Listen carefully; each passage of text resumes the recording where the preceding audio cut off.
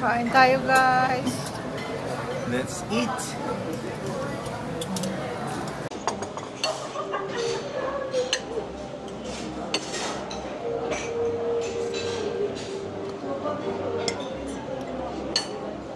No rice today.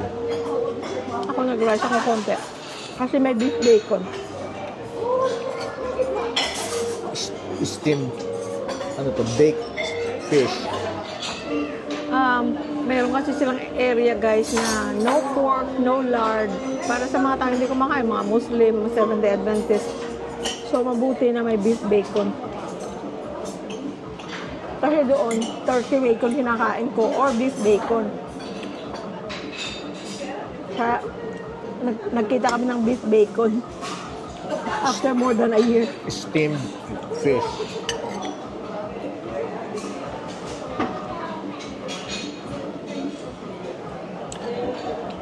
May nagtanong nga pala, guys, magkano ang buffet dito sa Shangri-La? Hindi namin alam kasi kasama na sa bill namin per room.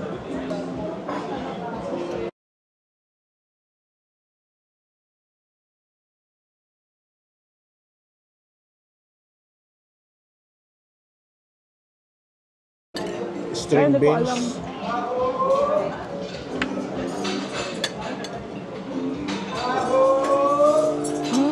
May taho.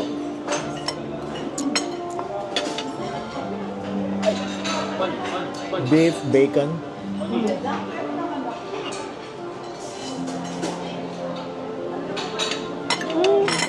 Ay, taho. Gusto mo taho? Yes. Guys, gusto niyo ng taho? Matagal Boss, siguro kayo boss. hindi nakakain ng taho. Sir, wag mong punuin ha. Just a Konti little lang. bit. Oo. Wow, fresh na taho. Okay na yan, sir. Gusto mo rin? Oo. Oo. Oo, konti lang. Oo. Gusto mo rin? Salamat, sir. Oh, sarap. Isa pa. Ooh. Tingnan niyo, guys. Wala pa ko nalagay. Oo, thank you. Baked mushroom.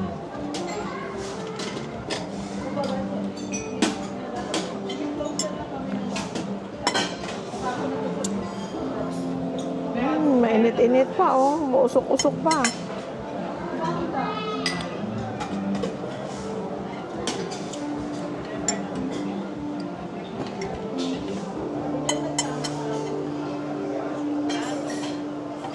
Salamat! Thank you, sir!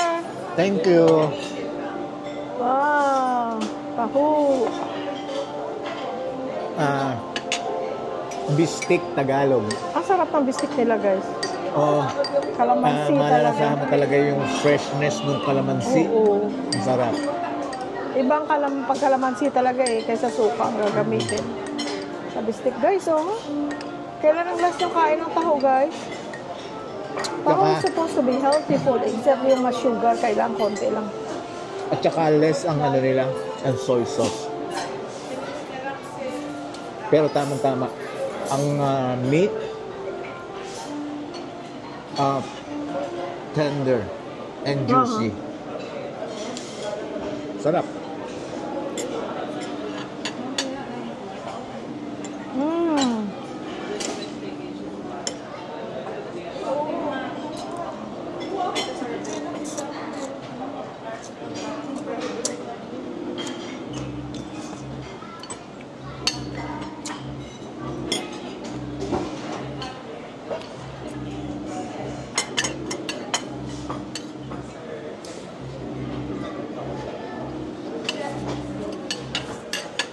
And I have 2 eggs. The left and the right.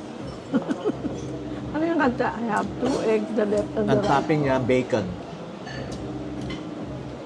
Eggs made to order. Guys, yung Oh, thank you for the... Okay. Ay, wala akong phone. Pwede kong dalhin sa room? Okay, thank you.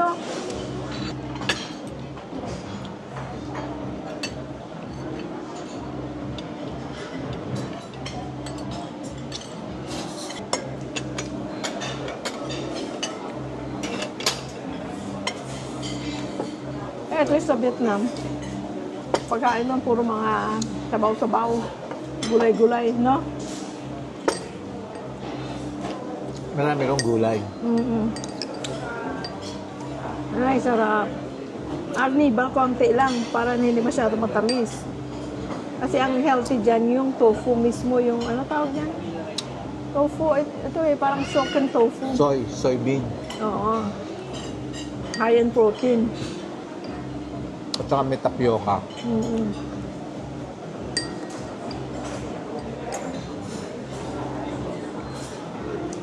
Kaya hindi kayo nag-iisip kung nag-aalala kung nasaan si Sky habang nandito kami.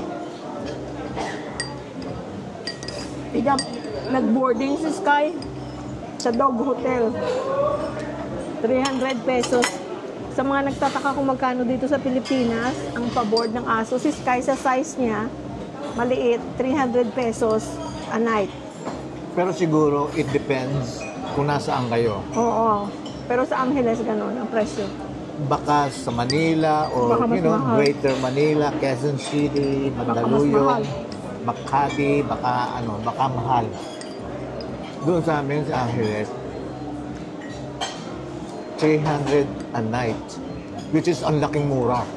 Kasi noon natatandaan ko, yung mga aso ni Angel at JR, pagka binoboard namin, $80, $100 a night. Eh dito, 300 pesos. Pero depende rin, kahit sa LA kasi normal, pero sa LHJR nakakakita ng $35, pero outside the city.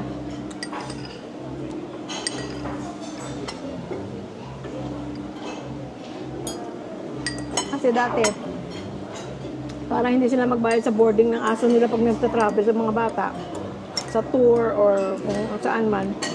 Kami nagbabantay ng mga aso, pati yung aso ni Lilia at ni Angel. Tatlong aso binabantayan namin.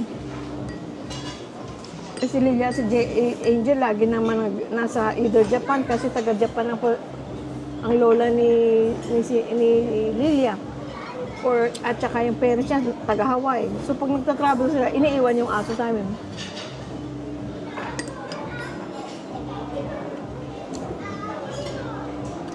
Kaya nga pag magtutur sila, kami nag-aalaga ng aso nila. Parang yun ang apo namin. Kanya naman umuwi na kami dito Bago pa kami mag-apo. para bago pa kami magkaapo sa kanila, makauwi na kami dito. Biro lang yan guys ha. Sabi nga nila, kung may apo ka, isa yun sa reason na hindi ka makakapugod sa Pilipinas kasi hindi mo maiwan. Kasi love mo na yung apo mo. True. Kaya yun lagi joke namin. Hindi, Umuwi totoo na yun. kami sa Pilipinas bago pa kami magkaapo. Baka hindi na kami makauwi kung may apo kami. Pero totoo yun kung sakali na meron na kaming apo doon, Parang hindi ka na makan. malamang hindi kami makauwi. Oo, dahil kasi, ano ka na na-enjoy ka na sa apo mo, no? Kumbaga matatied up ka na. Mm-hmm. Ngayon, yung dalawa naman na mag-asawa, 2 pairs na mag-asawa, nag-i-enjoy naman sila. Patur-tur, tapos kami mag-aalaga ng mga apo namin, mga anak nila.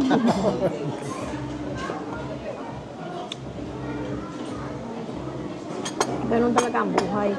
Pero hindi, the reason why, kaya rin kami umuwi dito, dahil nga sa sitwasyon namin na kasi si Jerlyn nga, nag-early retirement. Sabi nga niya kasi, magre-retire na ako ng maaga. Kasi if I retire at the age of 62, ilang taong ka na noon? Tama. Mm-hmm. True. By the time na mag-retire ako ng regular retirement age, ay anong edad niya na? Paano pa kami makaka-enjoy? Paano pa kami makakapag-travel? Yung ganun ba? Tsaka ang sabi sa akin, baka wala ka ng panlasa noon. Baka by the time, dalhin ko man siya dito sa Shangri-La. Ano yun? Ano yung Shangri-La? Ano yung buffet? Ano yun? Hindi na niya alam. Tapos, yung pera mo, hindi mo na alam kung ano amoy ng pera mo. Marami kang ang pera, hindi mo naman na-enjoy. Yun. Marami kang pera kasi regular retirement age ka. Kasi nga may malaki ang age gap namin. Pero siguro kung hindi kami malaki ang age gap, malamang pareho kami nagtatrabaho pa rin ngayon, di ba? Nauna na siya mag-retire sa akin eh. O, kung aantayin pa niya ako, anong edad niya na yun? Baka mamaya, sabihin niya na ayaw niya na. Siyempre, pagka nagkakaedad na, di ba, kagaya ng mga parents ko, aayain mo dati nung bagong dating sila sa Amerika. Ako, tuwang-tuwa. Pati mga Disneyland, mga ganyan, SeaWorld. Tuwang-tuwa ang nanay at tatay ko, Las Vegas. Ay ba, nung bandang huli, pag inaya mo, ayaw na. Kasi siyempre may edad na, para bang, nakita ko na yan. Pagod na ako. Pagod ako, ayoko. Maglalakad-lakad lang doon, ayoko. So, ayoko mangyari yun na finally retired na ako. Pero si Louie, for example, ayoko lang pumunta doon. Di ba? Kanya, sayang ang panahon na i-enjoy namin. Kaya doon ko lalong napatunayan talagang love niya ako, mahal niya ako. Tama nga naman, di ba? Ngayon sabi niya, kasi dito, dollar ang kinikita natin. Dollar din ang ginagasta natin, which is true, di ba? Hindi ba kung nasa Amerika ka, dollar ang kinikita mo, pero peso ginagasta mo, hindi naman. Siyempre, dollar ang kinikita mo, dollar din ang gastusin mo.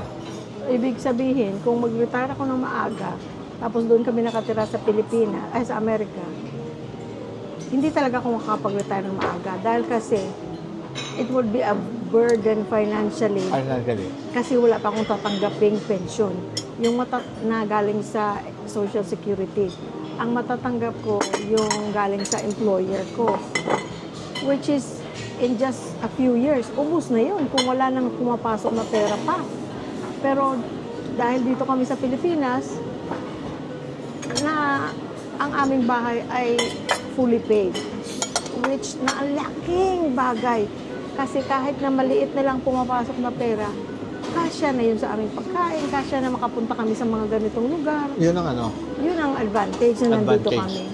Plus pa, bago lang kami ng mag-asawa nun, yun ang sinasabi niya lagi na, ay, balang araw, gusto kong umuwi ng Pilipinas pagka retired na tayo. Sa isip ko, naku, bagong salta lang ako sa Amerika. Ayoko kayang mag-for-good sa Pilipinas. Doon na kaya yung whole life ko. Ang hirap ng buhay ko sa Pilipinas. Ang hirap ng pinagdaanan mo. Ang hirap ng pinagdaanan ko. Tapos babalikan mo. Eh dito, sarap-sarap buhay sa Amerika. Sabi ko sa isip ko, sarap-sarap ng buhay sa Amerika.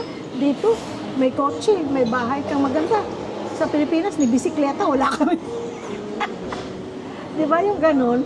Kasi magkaiba kami sa stage ng buhay dahil sa aming age gap. Pero pag tumanda ka na rin pala, nag-iiba na rin pananaw mo. Yes. Eventually, nasa isip ko na rin na, you know what, I want to retire in the Philippines. Ang ano lang dati, ang concern ko lang yung mga bata na iiwan namin. Kasi syempre, hindi mo pwede silang dalhin dito na they're in their 20s. Pero dadating din palang panahon that you can feel that your kids are grown and responsible enough and good people na pwede mo nang iwan kahit napakalayo namin sa kanila. So, True. dadating pala yun ng panahon na yun. Kasi dati, kung iisipin ko lang, kahit nung, especially during pandemic, 2020, 21, ganyan. Ang hirap isipin na, ayoko iwan yung mga bata. Paano pag nagkasakit sila? Ngayon, pag masakit lang ang ganito, ganyan. Ako ang tinatawag, Mom, don't go to work. Mom, take care of me. Sabi ko, ano na yun kung wala kami sa Amerika? Yung pala, dadating ang panahon na mas marunong pa sila sa inyo. Sila pa mag-a-advise sa inyo. As mga anak, sila pa mag-a-advise sa parents nila. And you can feel na hindi lang sa finances, kundi sa pag-iisip nila that they're mature and responsible enough na pwede mo silang iwan. Kaya kami ngayon, lalo pa ngayon, this is the start of our second year here sa Pilipinas. Isang taon kami nung March. So, ano na ngayon? July na ngayon. Talagang na-feel ko na they're adults. God will be with them. I don't have to worry. Nakagaya ng pag-worry ko noon as a parent. No? Nag-mature na sila eh. Oh, at saka yung mga mahal nila sa buhay, yung girlfriend nila, mga serious girlfriend nila, ano kami, nababaitan kami sa kanila. They're good people. So, lalo pa akong kampante. Dahil kasi kung nasa masama silang relationship, hindi ko rin mapakali as a parent, di ba? Although wala kang magawa kasi buhay na nila yun.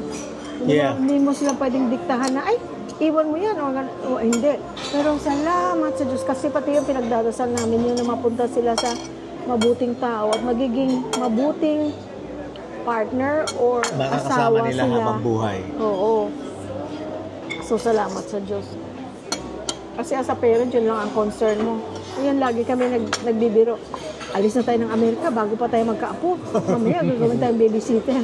Pero, actually, yun bang, alam mo na pag apo na, iba daw yung love mo sa apo na yung hindi mo nagawa sa anak mo na pag-aaruga, ginagawa mo sa apo mo. I believe in that. Kasi ang nanay ko napaka-stricto sa amin nung bata pa kami. Pero sa mga anak ko, sasabihin lang, oh, hayaan mo sila. Mga bata lang yan, they're just kids. Bakit nung bata ko hindi mo ginawa yun sa akin? Hindi, tsaka kasi, excuse, talagang ano kasi, talagang sa pangyayari na talagang yung plano namin with the guidance of the Lord, nagkatotoo, talagang ipinagkaloob niya sa amin na yun nga, yung nakuha niya sa trabaho niya sa Kaiser na yung retirement niya na nakuha, yun yung binili na namin ng bahay dito. Yun ang pinagawa na namin ng bahay. Binili namin ng sasakyan, binili namin ng gamit, na everything kailangan. paid off. Kaya malaking bagay, guys. Na wala na kaming binabayaran, single penny, wala kaming monthly. Maliban meron sa lang sa electric, utilities. electric, gas. Water, gasol namin. Kalahating taon bago kami makabili ng... More than 8 months ang isang tangke. Kasi pagka pagkalaga ng matagal sa nasa pressure cooker naman. So, hindi magastos talaga kami sa gas. Akala ko noon kakabuan-buwan, bibili tayo ng magkano ba yung gasol? Sabi ko, 900 plus na ngayon ang gasol or 1,000. Sa unang bili, magkano? Mas mura pa yun, 850. Hindi, pagka bumili ka ng bago with tank, mas mahal. Magkano nga yun? Hindi ko na matandaan. Kasi bibili mo pa yung tangke. by 1,000. Pero pag refill na lang, mura na lang. 900 na lang. Oo, pero at saka matagal namin, kumbaga yun na lang. Utilities, tsaka Netflix, $4.99, internet, 1,500, yun na lang. That's it. Maliban daw wala na kami monthly. Oo, salamat sa Diyos. Thank you, Lord. Kasi yung ilang dekada mo sa Amerika, we have to be honest. Malamang lahat tayo, if not most of us, if not all of us, most of us have utang. Mortgage or rent, tapos car loan, student loan, lahat ng klase ng loan. Yun ang buhay natin sa Amerika. We have to Pati be lawn honest. mower. Oo, mabilin mo pa yung lawn mower. Or, kagaya namin noon, kami, yung gardener. Magkano yung gardener? $80. No, 90. $90. Dati, nung unang panahon, 75 lang, tapos $90. 4 times a week lang yun. 4 times a week, na may magmumo ng lawn at saka mag-trim ng tanim. So, ibig sabihin, ang laking bagay. Kung na ang bahay, wala na kaming babayaran, walang loan sa bangko ni Cinco. Wala kaming maraming pera, pero at least may bahay na kami, hindi kami magiging homeless. Hindi kami magkukommute ng public transportation, may sasakyan na at nakakapag-drive si Louie Boy at kahit pa paano ako nakakapag-drive na rin sa Pilipinas. So malaking bagay yun. Kasi kung may monthly ka na malaki, which is ang malaking monthly is car payment and house, mahirap. Kanya, Kaya yung pension ko doon napunta. So ngayon, wala kaming pera. Hindi pa siya Wala pa akong kasi siyang social pension security. na from Social security. SSS. Kasi nga, 55 pa lang siya nung nag-retire. Ngayon, magkakaroon siya ng pension. Thank you, sir. Yes, thank you. Thank you. Thank you so much. Thank you. Ngayon, magkakaroon pa lang siya ng pension at the age of 62. Which is 50, ano na ako ngayon? 57. 57 na ako na. Yes. O in 5 years. 5 more years. In 3 years, meron akong senior discount sa Pilipinas. In 5 years, pwede na akong mag-apply for Social Security. No, ang laki ng ano. Mas malaki, syempre, kung older ka na mag-apply for your Social Security, 63, 64, 65. Eh, 3 taon, guys, from 62, compare sa 65, 3 taon, maraming mangyayari. Enjoy ko na at 62 kasi siya, sa 62 siya nag-retire. Hindi na kita kilala noon. So, hindi niya na ako kilala. Guys, yung pension niya, pension ko. Naku, yayaman ako nito. Hindi ko na siya kilala noon. Hindi, pero yung, kasi guys, yung iba nag-aantay, di ba, ng 65 bago sila mag-social security. Siya, hindi siya nag-aantay. 62 siya nang mag-social security. Maaga siya rin nag-retire, 62. Ako, gusto ko rin 62. Kasi yung 3 years na yun, mahaba yun. Enjoyin mo na habang buhay ka pa. Diba? Enjoyin mo na yung ano. Kaya yung pension ko na lang, yun na lang ang ano namin. Kahit Panggalos maliit namin lang. dito. Dahil kasi, kahit maliit, I mean, Kasya na sa amin. nakakasurvive kami, nagagawa namin yung gusto namin, nabibili namin yung gusto namin, napupuntahan namin yung gusto namin, with the help of our 2 kids too. Oo. You know, binibigyan Kahit kami ng hindi kami pera. nanghihinga, binibigyan na kami ba? No, which is hindi naman namin sila inuobliga. Kanya, ang laking bagay. Tapos, yung dollar na pension ko, dadalhin mo sa Pilipinas, Makakabili ka gagastahin ng mo. bigas, makakabili ka ng masarap na ulam. Ang laking bagay. Pero kung doon, yung pension Ay, ko, hindi ka kasya. hindi ka kasya. So I cannot retire, ibig sabihin. Yeah. Kung nandun kami, I cannot retire early. I still have to work, which I don't mind. I don't mind kasi masaya ako sa trabaho ko. Sa trabaho ko, 23 years ako sa trabaho ko. Ang last ko na employer, Kaiser Permanente, I worked there for 23 years. So, ibig sabihin, ini-enjoy ko kasi wala akong problema sa boss ko, wala akong problema sa mga doktor na kasama ko. Hanggang ngayon, up to this day, may mga doktor akong kateksan kahit nandito na ako sa Pilipinas. Nagko-communicate kami. Ang mga kasama ko, Pilipino or kahit na ibang lahi, wala akong problema. Friendly ako sa mga kasama ko sa trabaho. Kaya okay pa akong magtrabaho. Kaya lang, yung concern naming dalawa, if I retire at a regular age of the earliest 62 or 65, sa edad niya guys, paano pa namin ma-enjoy together kung mag-work ako sa hanggang... pwede naman. Yun nga, pwede ka, you work, I work, tapos we keep going on vacation. Pero iba yung guys, ang retired na magkasama kami, magagawa namin ang naming dalawa. Kaysa, nagtatrabaho ako, siya retired na. Ayoko naman na siya magtrabaho just because he did his time already. He worked already for decades. Why do I have to force him? Kasi pwedeng sabihin na, bakit din siya bumalik ng trabaho? Why? Why would he? Kung may tinatanggap na siya, at saka he did his time working for decades. Gusto ko ang kausapin si engineer eh. Magpa-part-time ako sa Ano kanila. gagawin mo, foreman? Hindi, yung mga mga construction worker. Oo. Pwede ko kahit ano. Electrician, plumber, carpenter. Tiles, gano'n. Yeah, pwede ko. Sabi ko, you did your time already, Ibigay mo na yung mga trabaho sa mga kabataan. Sila naman ang magbunot ng bunot, ano paano sa Tagalog? Alin? Sila naman ang magbuno ng buto. Banat ng buto. Ba to? Sila naman ang magbanat ng buto. You did your time, is done. Nag-ano ka na, nagtrabaho ka na, tapos ka na doon. Friends, taho.